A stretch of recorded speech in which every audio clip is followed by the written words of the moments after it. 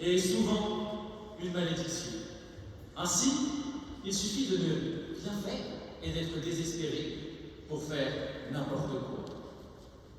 Madame la Présidente, Messieurs du jury, ces propos sont ceux de Romain Gary et ils illustrent parfaitement la situation d'emprise d'un dealer avec un client en situation de manque.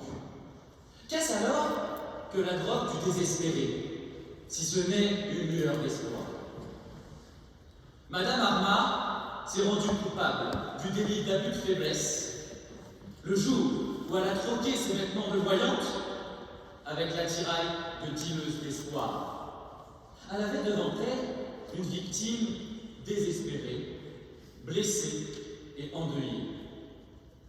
Elle a profité de cette femme, profité de sa détresse en l'escroquant, pire, en l'extorquant.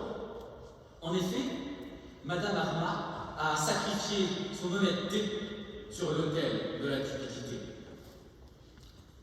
Rosalie Tani, c'est une femme de tous les jours, une femme que l'on peut croiser dans la rue ou dans le métro, une femme qui vacille entre un copain aimant et un job sympathique.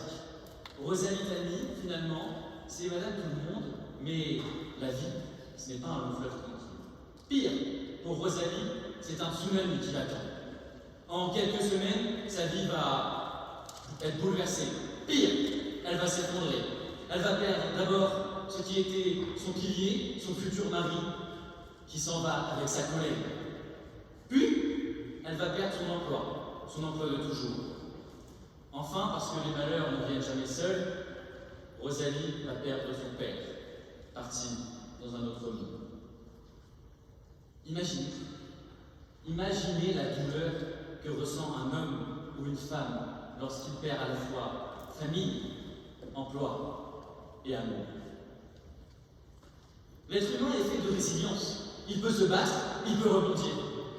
Mais pour Madame Tani, ce n'était pas les épreuves de la vie, mais la vie qui était devenue une épreuve. Pourquoi vivre lorsqu'on n'a plus rien? Pour qui vivre lorsqu'on n'a plus personne?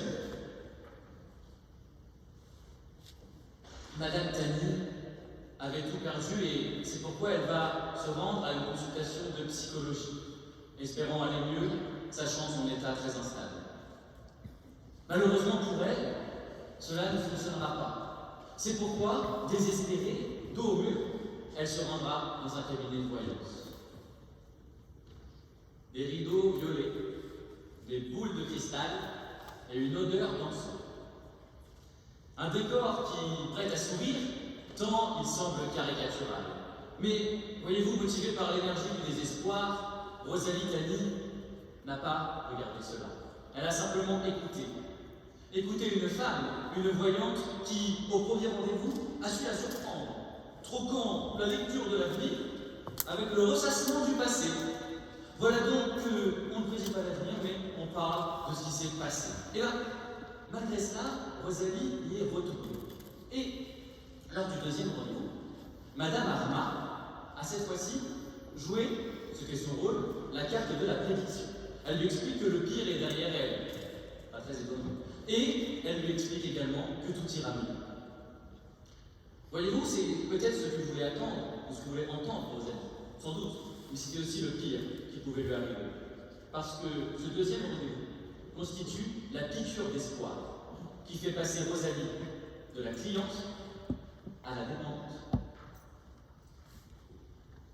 Par ailleurs, par la suite, le piège va se refermer. Madame Arma va escroquer et abuser de Madame Tani. Comment? En augmentant toujours plus le coût des consultations. 200 €, 500 €, 1000 €. Mais qui accepterait de payer 1000 € plus cher pour un service identique? Personne. Sauf peut-être celui qui ne peut s'en passer. Ainsi, au gré des vérités banales et des espoirs dilués, la prévenue a fait passer son espièglerie pour une main tendue. Alors, ce récit des faits me semble-t-il déjà très éloquent, mais il est de mon devoir de revenir sur l'article de loi. En effet, l'article 223-15-2 du Code pénal dispose que l'abus de faiblesse est un abus frauduleux de la situation de faiblesse d'une personne dont la particulière vulnérabilité peut venir, j'insiste, d'une vulnérabilité physique ou psychique. Cette vulnérabilité qui doit être connue ou apparente pour le potentiel auteur du tel délit. Enfin, il faut que le potentiel auteur d'un abus de faiblesse conduise la personne vulnérable à commettre un acte qui lui serait gravement préjudiciable. Alors, revenons un peu sur les faits. Est-ce que Madame Tani était réellement vulnérable? Laissez-moi poser la question de manière différente, si vous voulez bien. Pouvons-nous imaginer 2 secondes qu'une personne, après avoir tout vécu, après avoir tout perdu, peut décemment se rendre à une consultation de voyance dans un état mental sain? Pitié, soyons sérieux. Par ailleurs, la Cour de cassation caractérise, notamment depuis les années 2000, divers exemples de vulnérabilité psychologique. Elle parle notamment d'un sentiment de fatigue, de déprime, d'abandon et de solitude.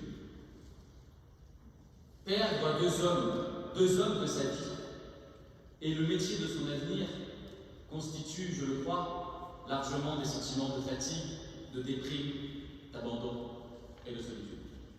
Alors, oui, c'est à la fois évident moralement et légalement. Madame Tani était vulnérable. Mais elle n'était pas seulement vulnérable. Non, elle était aussi victime.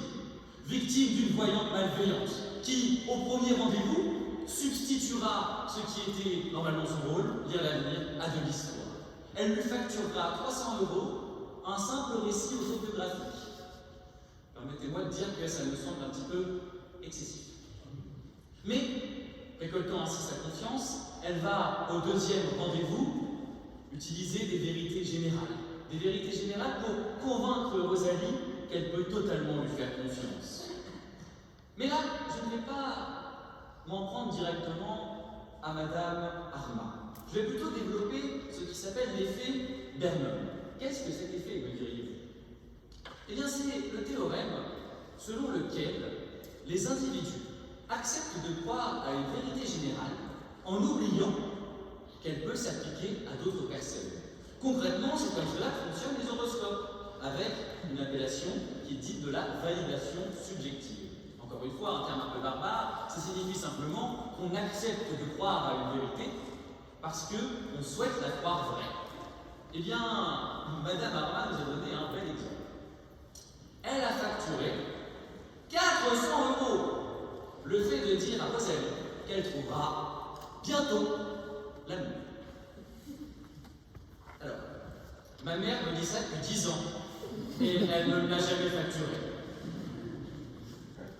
Enfin, le pire dans tout ça, c'est que je ne fais pas le procès de la voyance. Peut-être que cette dame a réellement les dons et réellement les dons qu'elle fait. Mais je fais le procès en revanche de cette hausse exponentielle du prix sur chaque séance. Comment dire? Pourquoi a-t-elle accepté Madame Rosalie Tani? Eh bien parce qu'elle était vulnérable, on l'a dit, et parce que ces rendez-vous hebdomadaires étaient pour elle le seul oxygène dans un monde de déprime. Un oxygène contaminé par le vice de Madame Arma. Madame Arma qui, j'en suis sûr, serait encore en train d'augmenter chaque semaine le tarif de ses consultations si nous n'étions pas devant vous aujourd'hui.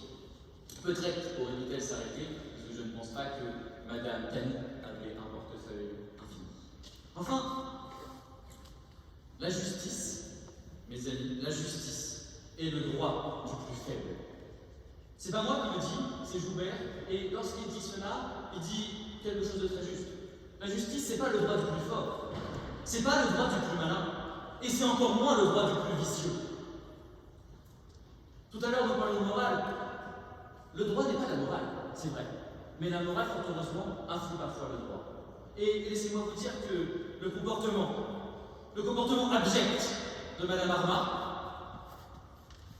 bafoue à la fois le droit et la morale. Encore une fois, qui accepterait, je vous demande parce que c'est important, de payer d'une semaine à l'autre 3, 5, 10 fois le prix initial? Personne. Alors, j'imagine les arguments que pourrait me proposer l'avocat de la défense. Peut-être souhaitera-t-il évoquer l'héritage, l'important héritage qu'a touché Madame Tani. J'espère qu'il ne le fera pas, parce que pour moi c'est nier l'humain. Qui peut croire que l'argent rend invulnérable? Qui peut croire que les billets épongent la peine? Si l'argent rendait invulnérable, autant de riches ne mettraient pas fin à leur jour chaque année. Par ailleurs, on entendra peut-être que je fais ici le procès de la voyance, que je m'en prends à la prévenue en raison de son métier. Je suis le représentant du ministère public. Je défends la société. La société dans son ensemble, avec les voyants et les voyantes que ça comporte. Et vous voyez, je suis persuadé que les voyants sont pour la plupart des gens très bien, qui auraient tendu la main à Madame Tani au lieu de lui coûter un bras. Alors, je vais ainsi conclure et m'expliquer. Madame Arma a en effet troqué ses habits de voyante pour enfiler la tenue de dealeuse d'espoir. Elle a profité de la faiblesse de la victime. Elle a augmenté sans cesse le prix de ses consultations. Elle a joué avec le feu jusqu'à ce que le brasier de la justice ne consume le poteau rose qu'elle cachait. C'est pourquoi je requiers devant vous aujourd'hui une peine d'1 an d'emprisonnement, une interdiction d'exercer la voyance pendant 5 ans et une indemnisation à la hauteur du préjudice pour Madame Tani qui a déjà bien trop souffert. Victor Hugo disait « Combattre et défendre le faible et le vulnérable, c'est ce qui différencie l'homme de l'animal. En se comportant comme un vautour, Madame Arma a entaché ce qui fait notre humanité. »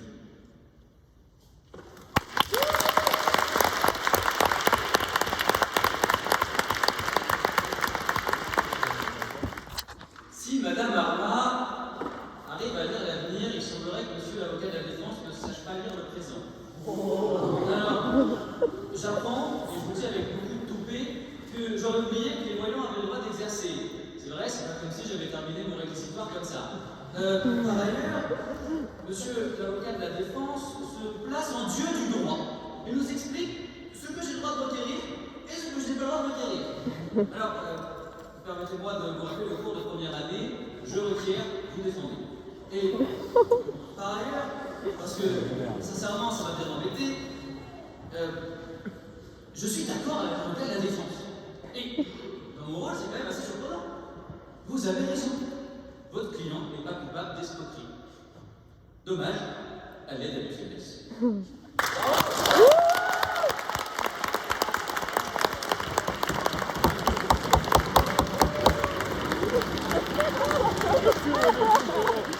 Merci.